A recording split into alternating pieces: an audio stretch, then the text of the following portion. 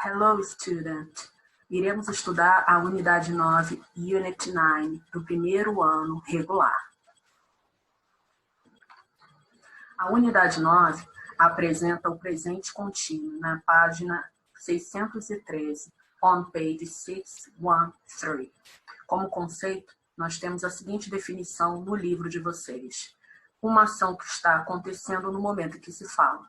Então, a ideia primária, primordial do presente contínuo, do present continuous, é a ideia de que é uma ação que acontece no momento que se fala. Outra ideia primordial que se tem sobre esse tempo verbal é que o present continuous representa uma ação em continuidade. Continuidade, ou seja, ela tem uma durabilidade temporal, né? Ela dura um determinado tempo. Na página 613 ainda, on page 613, a gente encontra dois usos do tempo verbal present continuous. Esses dois usos são, o primeiro deles, são representar ações com certa regularidade. E o exemplo do livro traz assim: She's playing the violin. She's playing the violin.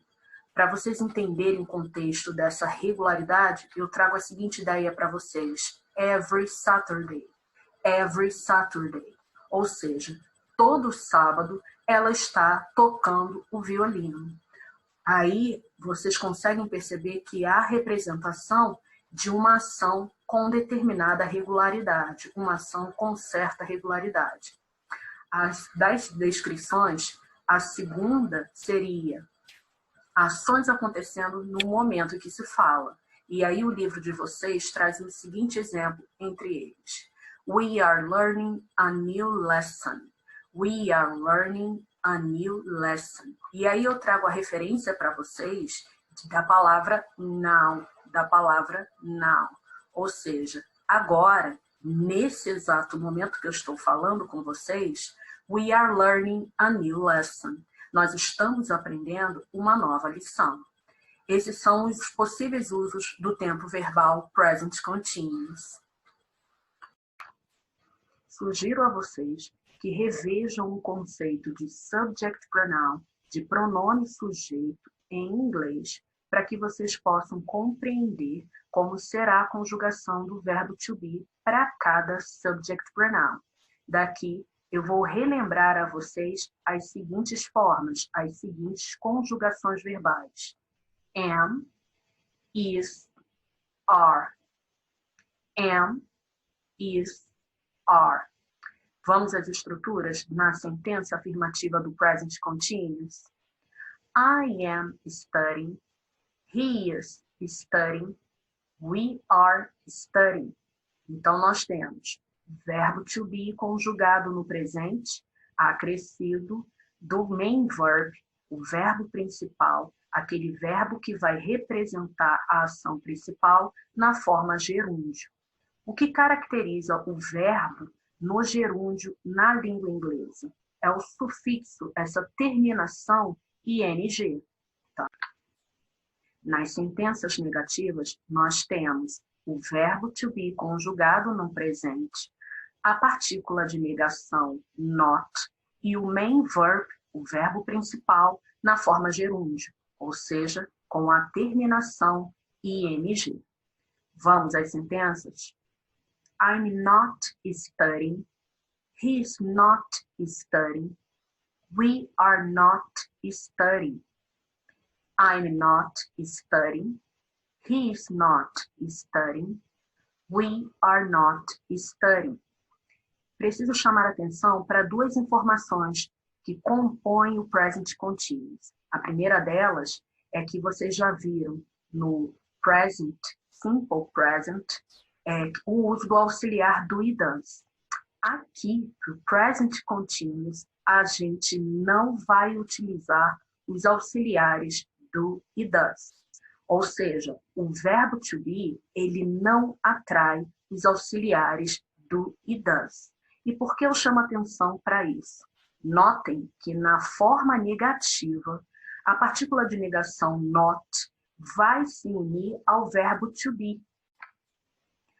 a partícula de negação not se unirá ao verbo to be e construirá a forma contracta ain't, que é informal, isn't e aren't. Percebam isso. Então, mais uma vez eu digo que os auxiliares não serão usados no present continuous. A partícula de negação se unirá ao verbo to be diretamente. Então, para vocês entenderem que a forma contracta será a união do verbo to be com a partícula de negação not.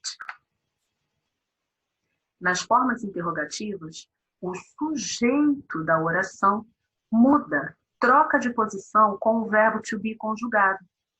O sujeito da oração troca de posição sintática, troca de posição na frase com o verbo to be conjugado.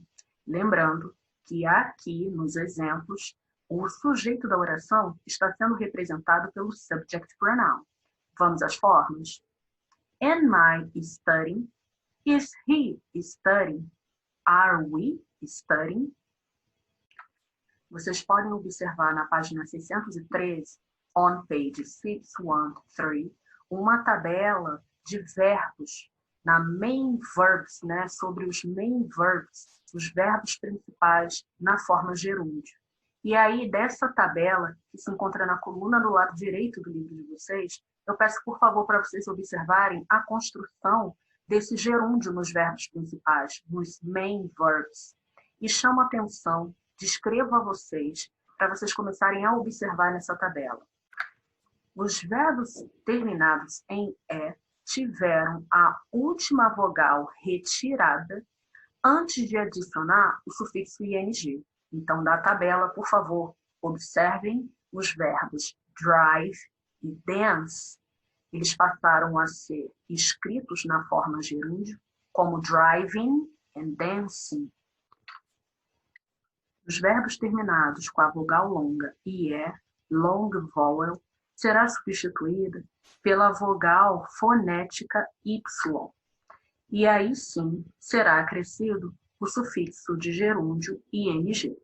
Na tabela, vocês podem observar o verbo lie, que tem a terminação IE, ou seja, long vowel. Na forma de gerúndio, no ing, esse IE passa a ser substituído por Y e depois adicionado o sufixo de gerúndio ing. Então, nós temos lie, a base form, e aí a forma gerúndio nós temos lying. Temos ainda nesta tabela um verbo de sílabo oxítono, ou seja, é um verbo que possui duas sílabas e que esta sílaba final é a sílaba tônica e, portanto, oxítona. A última sílaba é a sílaba forte, tônica, e, portanto, aquele verbo passa a ser oxítono. E a última observação da tabela são os verbos de sílabos oxítonos terminados na estrutura vowel-consonant, vogal-consoante. Esses verbos, eles apresentam a sílaba tônica, a sílaba forte, no final do verbo. E aí, quando a gente possui essa situação, a gente vai dobrar a última letra, a última consoante, para depois adicionar o sufixo de gerúndio ing. Então, podemos observar nesta tabela o verbo begin, e observe que a gente não fala begin, a gente fala begin, então a sílaba tônica está no final, e aí sim a gente precisa dobrar a última consoante para depois adicionar o sufixo de gerúndio ing. Já no final da unidade, nós encontramos algumas informações que precisamos ter atenção. Eu coloquei aqui no slide dentro do Going Deeper. Essa primeira informação se encontra acima, escrito atenção na apostila de vocês, do item Going Deeper. Mas aqui no slide eu acrescentei dentro do Going Deeper. Ambas as informações se encontram na página 614, on page 614. Então, a primeira coisa que eu chamo a atenção para vocês é que o verbo na forma gerúndio, ele pode equivaler a um substantivo ou também infinitivo. Ou seja, gramaticalmente um gerúndio pode exercer funções de substantivo e de infinitivo. Como assim exercer funções? Dar equivalências de tradução na língua portuguesa, porque para a gente seria o substantivo ou o infinitivo. Vamos aos exemplos do livro. Jane is reading a book. Jane is reading a book. Reading is good for one's mind. Reading is good for one's mind. Percebam que na primeira sentença, Jane is reading a book, eu possuo present continuous, porque eu tenho o verbo auxiliar to be e seguido do verbo principal no gerúndio. Então, aqui eu entendo que reading está sendo um verbo no gerúndio, está compondo um tempo verbal, que aqui é o present continuous. Na sentença reading is good for one's mind, a leitura é boa para a mente de qualquer pessoa, né, de alguém, eu posso entender que aqui o gerúndio, a forma gerúndio, passou a ter um outro significado, uma outra classificação. Eu posso ler, como li anteriormente, né, na forma de substantivo, a leitura é boa para a mente de qualquer pessoa, como eu posso ler também na forma infinitivo.